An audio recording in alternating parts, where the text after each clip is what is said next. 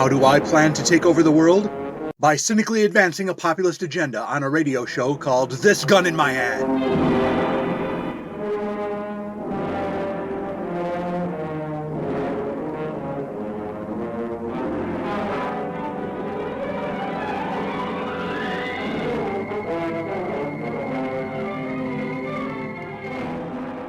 Early one evening in Parabellum City, inimitable hero by virtue of the fact that he carries a gun, Falk Zildjian meets his friend and confidant, Petro Jehoas, at a table outside the Verf Street Cafe. Falk, there's no time to order drinks. I wanted to tell you about a dangerous situation.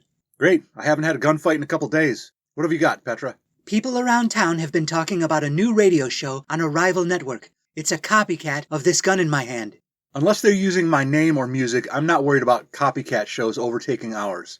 It's more insidious than that. The creators of the show kidnapped the prognosticator Catch 2022. Their radio scripts are based on his flawed visions of the future. In that case, we'd better release Catcher and bring his captors to justice. Where are they? What studio produces the show? The Mutually Destructive Radio Network. It's transmitted from some secret location. All right. Then we can get help from Castro to triangulate where the signal originates. Let's go.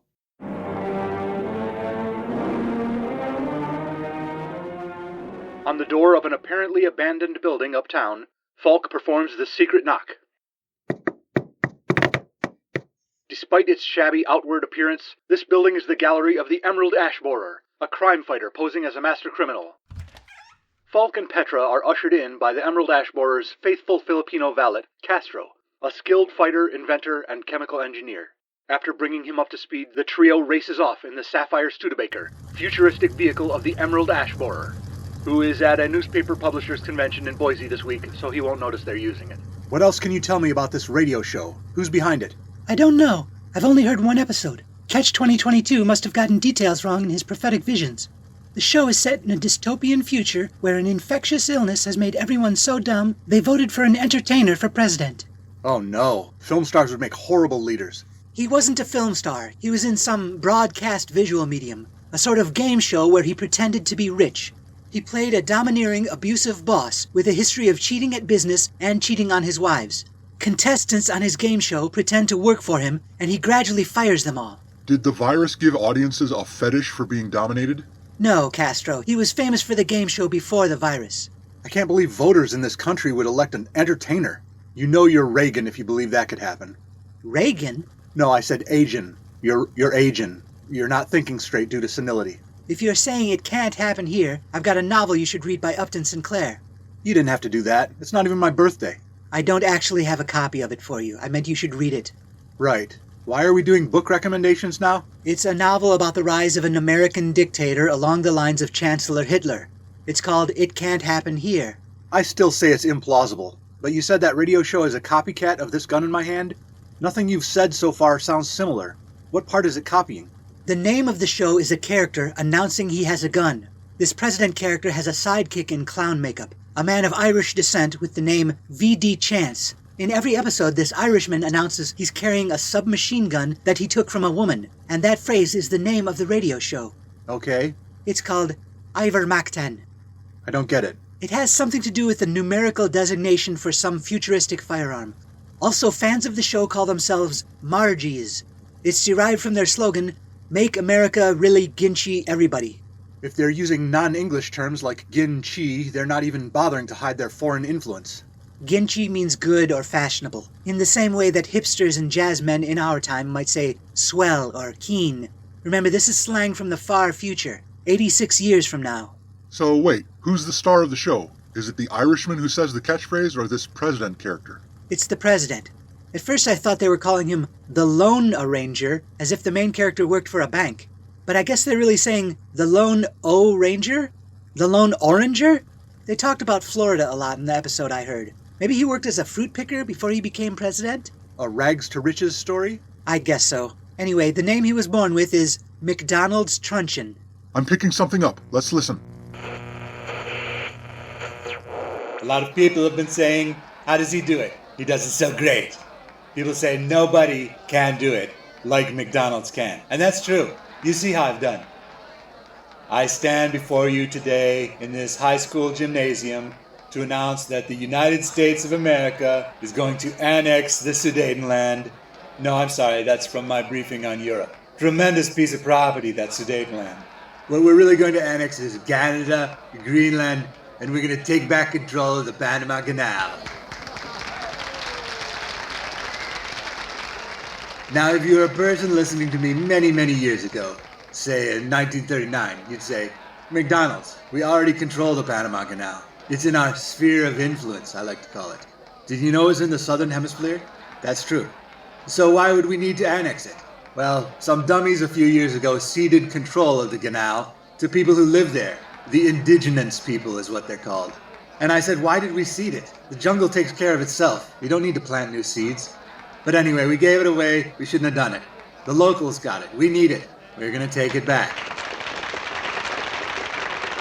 That's right. Listen to all my Margies out there. They love me. We're going to get it all without firing a single shot. No need for war. No war. There's a way to persuade countries with economic pressure. Have you heard of this? We're going to line up barrels of hot tar all along our borders with Canada and Panama. Thousands and thousands of miles. Just tar, no feathers. Beautiful barrels of tar. And we tell them, if you cooperate and join these United States, we won't dump tar on you. All it takes is imposing tariffs, and they'll all fall into line. Why do people like him? That virus must have really done a number on him. Is his whole show just him giving speeches? Mostly, but there's a little action now and then. Some gunplay? Only once that I can remember. His enemies occasionally confront him on the show, and they'll do some verbal jousting. For example, here, listen. No need for alarm, everyone. These ladies aiming fully automatic weapons at me are close friends of mine. Aren't they? No, they're actually bad guys. Some real bad guys. Funny word, guys. It originally meant men, but now people use it for men or women. Quiet, McDonald's. We're here to end your reign of terror. What terror? I'd give the people what they want. To be superior to some other group of people. They want to be an in-group whom the law protects but does not bind, alongside out-groups whom the law binds but does not protect. But relax. Forget all that, sweetie. Why don't you tell the people about yourself? We are the matriarchs of the European musical scale. I am Auntie Do, and these are Auntie Ray, Auntie Me, and Auntie Fa. Antifa? That can't be. I mean, the rest of you broads I understand, but not Antifa. We made you up. You were a story we used to frighten children at night and make them compliant. We told fairy tales about you burning down whole cities like St. Louis, and Minneapolis, and Portland. Well, I'm real, McDonald's. Even more real than you are. As real as this gun in my hand. Hey, frankly, I had forgotten about you, Antifa.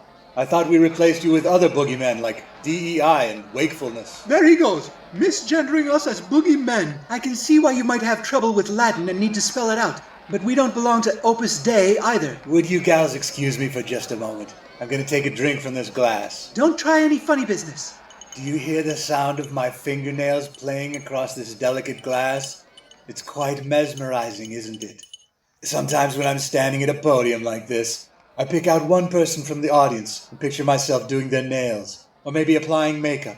All of you listening to this can picture me touching you gently, making soft sounds. Maybe you're getting ready for a role in a Broadway production, and I'm preparing you. You're gonna do great. Don't sweat it. I love Broadway. I love the theater. Where have I heard that before? It sounds so familiar. He sounds like the guy who played Prince Hawkwind in / Gorman Conquers the Universe. Not his voice, I mean the sounds. Fingernails on glass, soft words of encouragement. Your sleep-inducing techniques won't work on us, Truncheon. And your machine guns won't work on my bullet-deflecting waistcoat. It's made of a substance I call Kelvar. It's a miracle of modern science. Completely stops bullets. I said, this stuff sounds good. I bet it's going to be worth something. So I invested in it. That's our sponsor for tonight, folks. Go buy some items of clothing made out of Kelvar. That's Kevlar. Kelvar. How does it hold up against nitroglycerin? I'm sure it will perform tremendously. If a bullet can't get through it, how do you think a medicine for chest pain would get through? I only know what nitroglycerin is used for because I have friends with heart conditions. Not me. I'm in peak physical condition. No health problems whatsoever. You're about to have a health problem.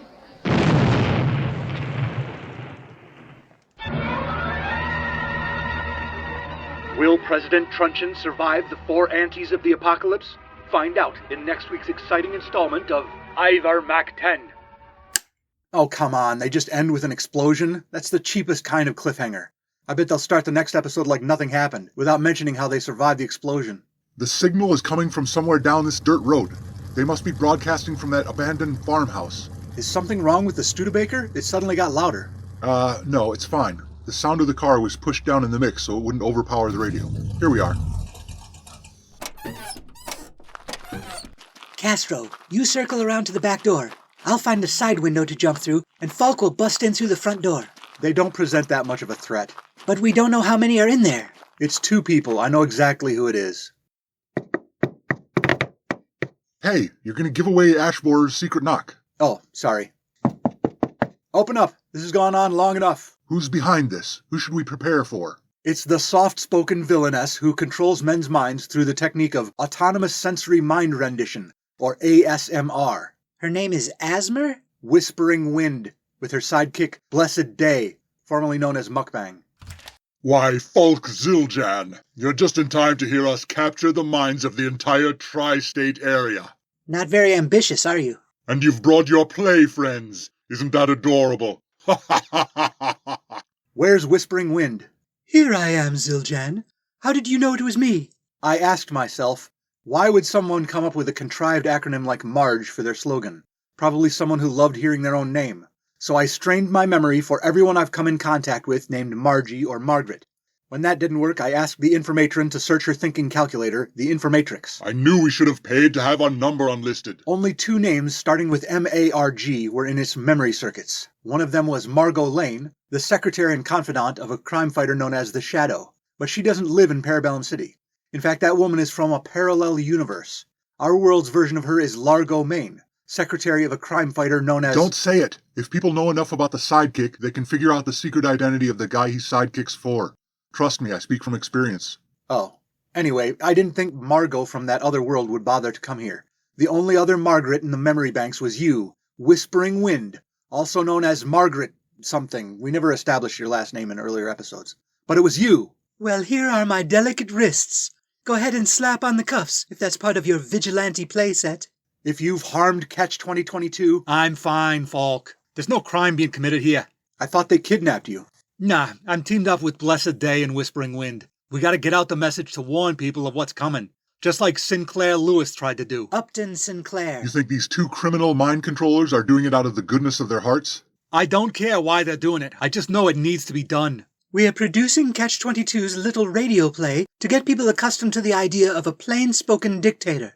They might even like the show so much we can campaign in character and they'll elect him. You think people would elect an actor as president just because he played the part of an amiable president? You crazy. I mean, you're crazy. I don't know why I'm so tongue-tied today. Who else is working on this farce? Where'd you get the actors? The voices are provided by myself and my colleague, Blessed Day. No one else is involved? Who's doing the voice of that goon, McDonald's Truncheon? It is I. I grew up on the stage, Zildjian. Changing my voice is simple. We're doing great things, aren't we, folks? As you often say, Falk, acoustics are strange in Parabellum City, and that's why Everybody sounds sounds alike. Yeah. I'm confident it can work. Blessed Day will get elected as leader of the free world. I can pull strings from behind the scenes, and if anyone wants to gun down the dictator, I shall remain safe. Darling, I love it when you're brutally candid. You may not have broken any laws this time, Windy or Mukbang, but we're vigilantes. We don't follow the law in the first place. We can still make you disappear. Jeez, Castro, take it down a notch. You gonna disappear me too? No, Catch 2022. Let's go back to the city. Maybe we can find a better show to listen to on the way home. Falk, shouldn't we at least... Their plan won't work. All the time and effort they put into this clown show is time spent not actively hurting people. What if I'm right about the future, Falk? Can you take that risk? I'm sorry, Catch, but you always get it wrong. Remember when you tried to convince us to fly to London so we could prevent mobile carnivorous plants from taking over the world? Yeah, and as soon as we spread the word about creeping fascism here in the States, the next calamity we gotta stop is the Day of the Triffids. Or is it Illithids? Something like that. What I want to know is, why another abandoned farmhouse? Pardon me? Why do bad guys always hide out in abandoned farmhouses? My reasons are purely personal. Do you hear that? No, what is it? The wind blowing through the loose window frames. Although I would like to tidy the place a bit, this is my dream house. Listen to this floorboard.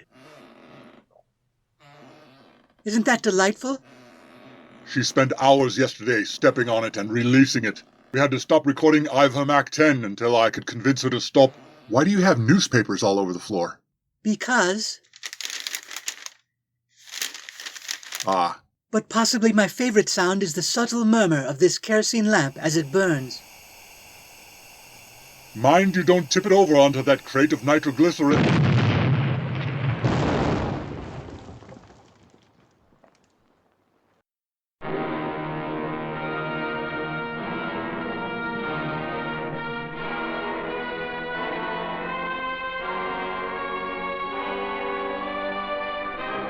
I have her MAC-10. Episode 124 of This Gun in My Hand was dry fired by Rob Northrup. This episode and all others are available on YouTube with automatically generated closed captions of dialogue. Visit thisguninmyhand.blogspot.com for credits, show notes, archives, and to buy my books, such as Sisyphus Eat Your Heart Out, available in paperback and ebook from Amazon. What ends a story more subtly than an explosion? This gun in my hand!